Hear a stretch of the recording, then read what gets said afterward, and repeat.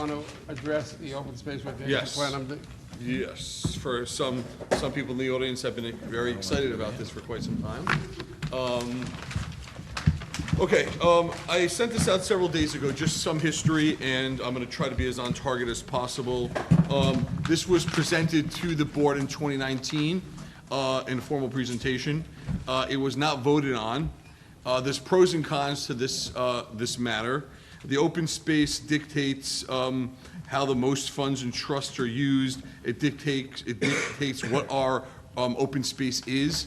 And one of the biggest hurdles that the council talked about with this matter is that this plan actually adds quite a bit of inventory to the open space in town.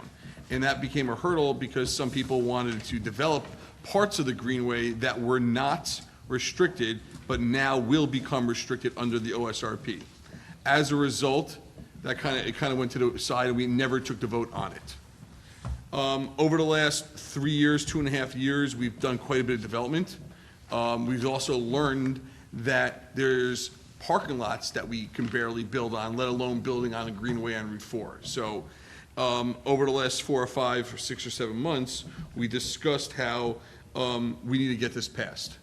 The driving or the necessity, and as some people in the audience always discussed, was not having this passed may or definitely can, there's an argument, hinder us from receiving grants from Green Acres. We're doing a lot of work with Green Acres, and the Green Acres has made it very clear that this needs to get passed. The urgency, the last part of the urgency stemmed from a award of approximately $1 million at the currently named Herrick Park, that we are undergoing a $1.8 million renovation to, parts of it paid for by the Haluba developers that this board approved, and now looking at a $1 million grant, which will really take our cost of 1.8, less the grant, less the developer's fee, and bring us down to about $660,000, which for what we're getting is a steal. As such, we're now asking the board to call a vote on this matter. I didn't want to spring it on you now, which is why I emailed it out 4 or 5 days ago. Nothing's changed from that. But lastly, and I know you have other agenda items, what may be changing to this is we will be adding additional properties to our restricted areas, specifically because Green Space is approving a PSE&G diversion money of about $1.7 million for work they did in Votee Park. Green Space? Green Acres, sorry. We are giving back to the town a property, to the state, or restricting it, a piece on Ardsley, a piece on Bedford, and a piece of Continental Park down on Romer Avenue at Newbridge. So that's not on here, but we'll be discussing that in very soon in upcoming meetings to permanently restrict that area in exchange for the $1.7 million. Discussing that at council level? No, that'll probably be coming back, again, if I'm correct, that'll be coming back to the planning board at some level. We're going over the paperwork. Our attorney met with Green Acres this week, and we have about 6 months to get it done. There's a checklist of items, and that'll be one of them.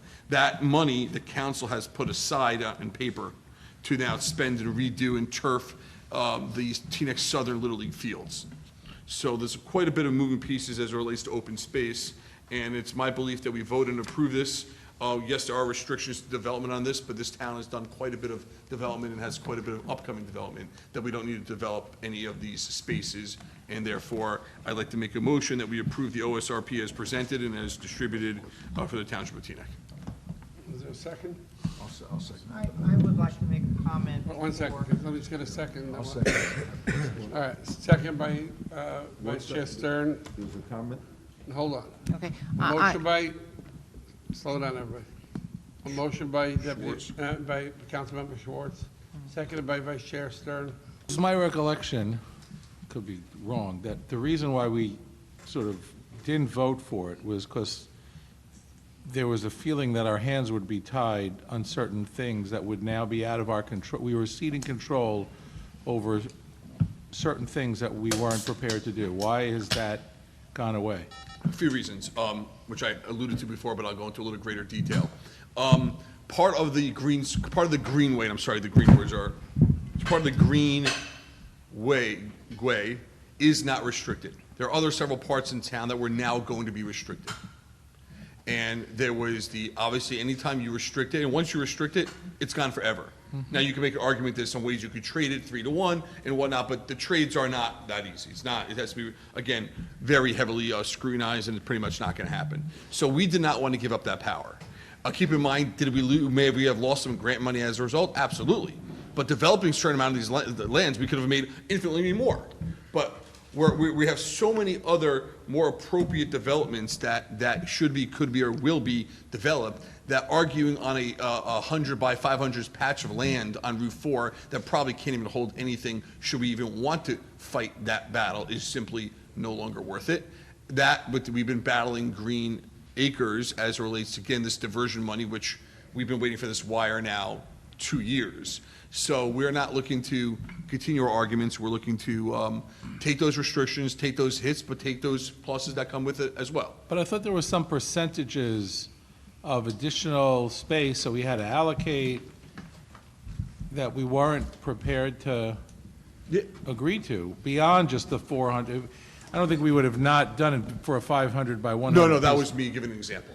It was a significant part, the significant hindrance, and there may have been others, so I'm not, but the significant hindrance that other prior councils, and I mean going back years, did not want to restrict is parts of those greenway. We always hear every town has something developed on Route 4 but Teaneck.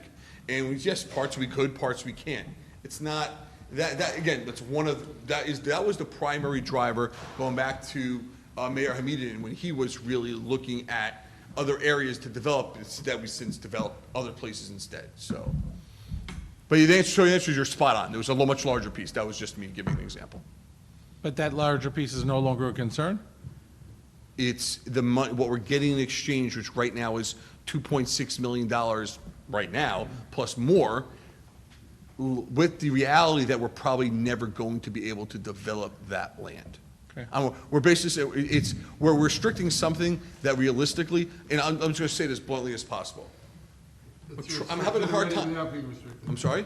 Basically, it's restricted already without being. It's restricted without being restricted. Now to have land that's not restricted, such as parking lots, that I'm having problems developing, right? If I can't develop a parking lot, I'm not developing the green space. I mean, I'm losing the green words again. The green part. Again, my recollection was more than just that. There was other stuff we were gonna have to promise to throw in. Correct. And we're now willing to sacrifice, yes, 2.6 million is a lot of money as well, but there is more to come as well, and we're developing quite a bit, as well, so.